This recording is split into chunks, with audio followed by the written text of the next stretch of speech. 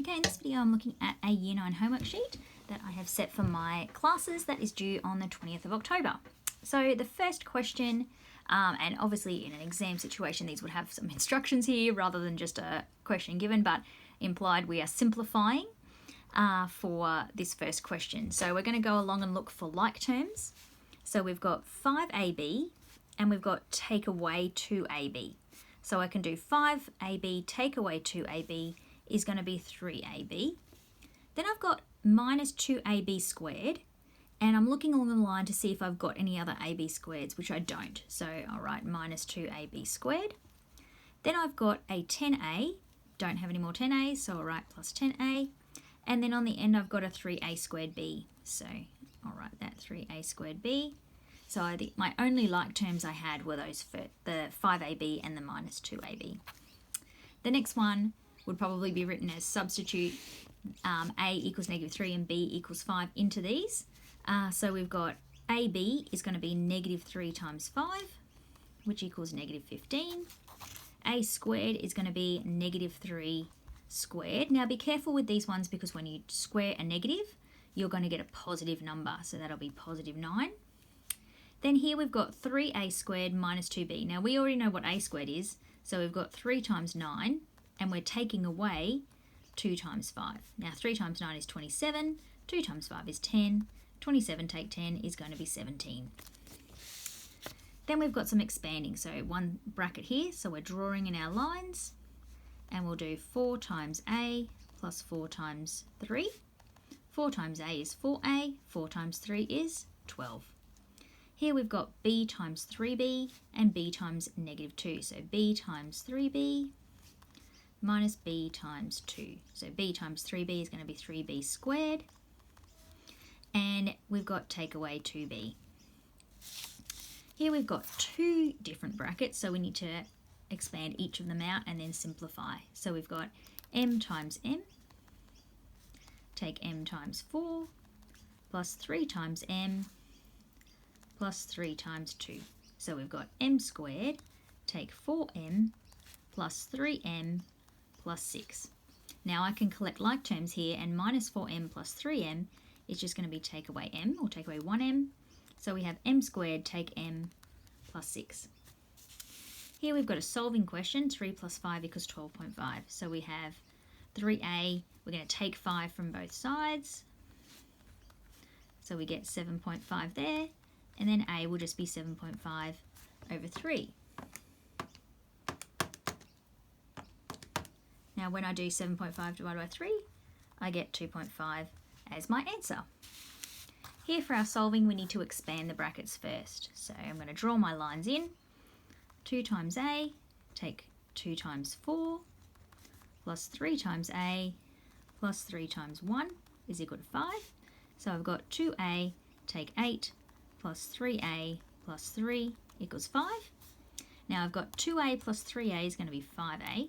Negative 8 plus 3 is going to be minus 5 equals 5. When I add 5 to both sides, I get 10. So I'm left with 5a is equal to 10. So a must be equal to 2, because when I divide by 5 on both sides, that is what I'll get. Up the top of the next column, I have solving 5b minus 4 is equal to 4b plus 6. So I think to start with, I'll do the minus 4. So I'll add 4 to both sides. And I get 5b is equal to 4b plus 10. Now I'm going to take away 4b from both sides. And remembering with these ones, you can do a different order for the process and still get to the same answer. So 5b take 4b is just going to be b. And I'll have my answer of 10 there. Here I've got my graphing, so I'm going to need my ruler to set up my axes here, and then I'm going to graph my line. Now you can set up a table of values, or you can use the gradient and intercept. Now I know with this that my gradient is equal to 2 and my y-intercept is equal to negative 3. So I can start at negative 3, and every time I go across 1, I'm going to go up 2. So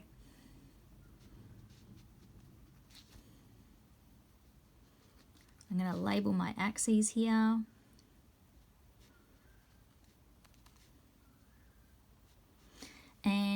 So I'm going to only just go in 2s on my y-axis, and I've gone across in 5s on the x just to fit it in a little bit better. So I'm starting at -3 here, and as I go across 1, I'm going to go up 2. So when I go across to 1, I'm going to go up to -1 there, and then when I go across again, I'm going to go up to 1. So I have my line there that I can draw in. Now another option is, like I said, to set up that table of values to get some x and y values. So you might have gone -1, 0, 1 for that and sub that in here. So 2 times -1 is -2, take away 3 is -5, 2 times 0 is 0, take away 3 is -3, and 2 times 1 is 2, take away 3 is -1. And you'll see that matches up with 2 of the coordinates that I drew there. I just didn't do the -1 because that was off the bottom of my graph. Then we've got a find the gradient between 4, 4 and 2, 10. So my gradient is y2 take away y1 over x2 take away x1. So I've got 10 take away 4 over 2 take away 4. Now 10 take away 4 is going to be -6. 2 take 4 is -2. So I get a gradient of 3. Now, just realised 10 take away 4 is +6, not -6. So I get a -3 there, just in case a few of you were shouting at your screen that I had put the wrong answer in there. Then I've got stating the gradient and y-intercept for these ones. So my gradient is -3 and my y-intercept is 5. Here I've got a gradient of 1/2 and my y-intercept is equal to -4. Finding the midpoint, my midpoint is equal to my x1 plus x2 over 2 and my y1 plus y2 over 2. So basically I'm averaging my x values and averaging my y values. So I've got 2 plus 6 over 2, and I've got 7 plus 13 over 2. So 2 plus 6 is 8 over 2, and I've got 20 over 2. So I get 8 divided by 2. I've written a 4 there, already thinking what the answer is. 8 divided by 2 is 4, and 20 divided by 2 is 10. So my midpoint is 410. Here I've got 2, 5 and 4, 8. So I want the distance now. Distance is equal to the square root of y2 minus y1 squared plus x2 minus x1 squared. So I can do my 8 take away 5 squared plus 4 take away 2 squared. I can pop them into my calculator and I can do that all in one go. So I can press my square root button, comes up here, and then I can do bracket 8 take 5 squared plus bracket 4 take 2 squared, press enter, and I will get 3.6 as my answer. Turning on to the back, I now have some simplifying with my index laws, and I've got a to the power of 5 times a to the -3. So I will be doing 5 plus -3, which is the same as 5 take 3, so I would get a squared. Here I've got 2 to the 3 plus 5, which is going to be 2 to the 8. Here I've got b to the 2, and it's got brackets and then raised to the power of 5. So that means I will multiply those indices. So 2 times 5 is equal to 10. And then here my 2 applies to both things inside the bracket. So I've got 3 squared, and then I've got my a to the 3 times 2. So 3 squared is 9, a to the 3 times 2 is 6. Here I've got some expanding with 2 sets of brackets. So I'm drawing in my smiley face, and I'm doing m times m plus 3 times 4 plus 3 times m plus m times 4. So I get m squared plus 12 plus 3m plus 4m, which is m squared plus 7m plus 12. Here I can see it's a difference of 2 squares, so I know it's going to be m squared take 4 squared, which is 16.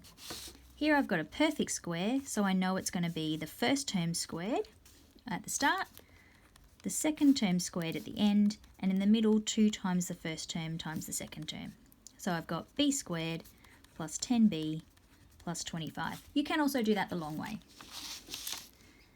Find the simple interest if $500 invested for 3 years at 3.5% per annum. So I've got my I PRT. I'm working out my interest, so I don't know that one. My principal is 500. My rate is 3.5%, so I'll make that 0.035 as a decimal. And my time is 3, so interest is equal to PRT. So 500 times 0.035 times 3.